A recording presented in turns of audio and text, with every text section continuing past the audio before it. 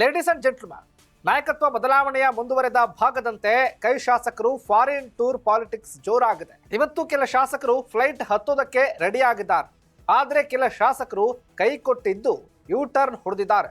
ಹಾಗಾದ್ರೆ ಫಾರಿನ್ಗೆ ಹೊರಟವರು ಯಾರ್ಯಾರು, ಇಲ್ಲೇ ಉಳಿದವರು ಯಾರ್ಯಾರು? ಇದೇ ಫೋಕಸ್ನ ಸ್ಪೆಷಲ್ ಸ್ಟೋರಿ. ಎಸ್ ವೀಕ್ಷಕರೇ, ನೆಲ ಜಲ ಭಾಷೆಗಾಗಿ ಪ್ರಾಮಾಣಿಕ ಪತ್ರಿಕೋದ್ಯಮ. ನೀವು ನೋಡ್ತಾ ಇದ್ದೀರಾ ಫೋಕಸ್ ಟಿವಿ. ನಾನು ಶಿವು ರಾನರಾಪುರ.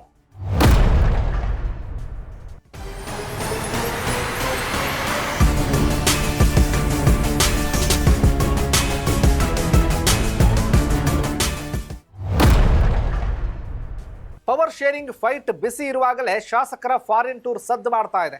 ಇವತ್ತು ಸಂಜೆ ಕೆಲ ಶಾಸಕರು, ನಾಳೆ ಉಳಿದ ಶಾಸಕರು ವಿದೇಶಕ್ಕೆ ಹಾರಲಿದ್ದಾರೆ. ಅಲ್ಲದೆ ಬಜೆಟ್ ಬಳಿಕ ಮತ್ತೊಂದು ತಂಡ ಫಾರಿನ್ ಟೂರ್ಗೆ ಹೋಗುವ ಸಾಧ್ಯತೆ ಕೂಡ ಇದೆ. ರಾಜ್ಯದಲ್ಲಿ ಕುರ್ಚಿ ಕಾದಾಟ ಹೆಚ್ಚುತ್ತಿರುವಾಗಲೇ ಸಿದ್ದರಾಮಯ್ಯ ಬಣದ ಶಾಸಕರ ನಡೆ ಭಾರಿ ಕುತೂಹಲ ಮೂಡಿಸಿದೆ.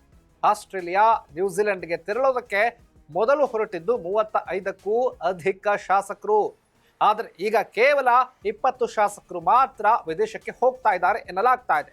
ಸಿಎಂ ಸಿದ್ದರಾಮಯ್ಯ ಅವರಿಗೂ ಕೂಡ ಕೆಲ ಶಾಸಕರು ಕೈ ಕೊಟ್ಟಿದ್ದಾರೆ. ಫಾರಿನ್ ಟ್ರಿಪ್ ಬಗ್ಗೆ ಹೈಕಮಾಂಡ್ ಕೂಡ ಗರಂ ಆಗಿದ್ದು, ವಿದೇಶಕ್ಕೆ ಹೊರಟು ನಿಂತ ಶಾಸಕರ ಪೈಕಿ ಕೆಲ ಶಾಸಕರು ನಾನಾ ಕಾರಣ ನೀಡಿದ್ದಾರೆ. ವೀಸಾ ಸಿಗ್ತಾ ಇಲ್ಲ, ವೈಯಕ್ತಿಕ ಕಾರಣ ಅಂತ ಹೇಳಿಕೊಂಡು ಯೂ ಟರ್ನ್ ಹೊಡೆದಿದ್ದಾರೆ. ವಿದೇಶಕ್ಕೆ ಹೋಗೋದ್ರಿಂದ ಹೈಕಮಾಂಡ್ ಕಂಗಣ್ಣಿಗೆ ಗುರಿಯಾಗ್ತೀವಿ ಅಂತ ಕೆಲ ಶಾಸಕರು ಕ್ಯಾನ್ಸಲ್ ಮಾಡಿರುವಂತಹ ಸಾಧ್ಯತೆ ಕೂಡ ಇದೆ. ಕೆಲವರು ಸಿಎಂ ಸಿದ್ದರಾಮಯ್ಯ ಅವರಿಗೂ ಕೂಡ ಕೈ ಕೊಟ್ಟಿದ್ದಾರೆ. ಫಾರಿನ್ ಬೇಡ, ಟ್ರಿಪ್ಪು ಬೇಡ, ಏನೂ ಬೇಡ ಅಂತ ಸುಮ್ಮನಾಗ್ಬಿಟ್ಟಿದ್ದಾರೆ.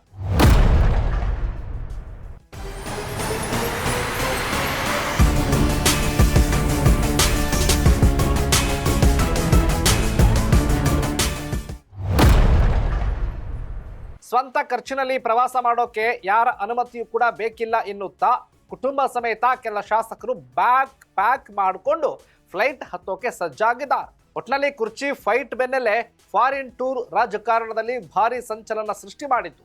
ಯಾರ್ಯಾರು ಹೋಗ್ತಾರೆ, ಯಾರೆಲ್ಲ ಇಲ್ಲೇ ಉಳ್ಕೊಳ್ತಾರೆ, ಕಾದು ನೋಡಬೇಕಾಗಿದೆ. ಇದಾಗಿತ್ತು ಫೋಕಸ್ನ ಸ್ಪೆಷಲ್ ಸ್ಟೋರಿ. ನೆಲ ಜಲ ಭಾಷೆಗಾಗಿ ನೋಡ್ತಾ ಇರಿ ಫೋಕಸ್ ಟಿವಿ.